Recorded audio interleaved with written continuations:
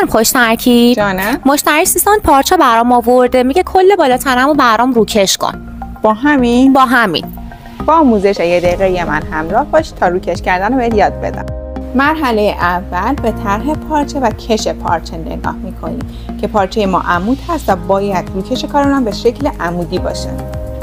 مرحله بعد زامپیکس رو به شکل کار برش میزنم و با بخار روی کار فیکس میکنم. توی این مرحله همونجوری که گفتم پارچه رو به صورت عمودی روی کار میذاریم، چک میکنیم که کل کار رو گرفته باشه، وسط کار رو یه خط مستقیم سوزن میزنیم.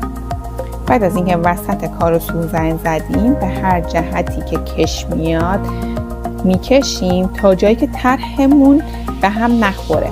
سعی میکنیم که ساسون به وجود نیاد، ولی چون کارمون سرشونه دار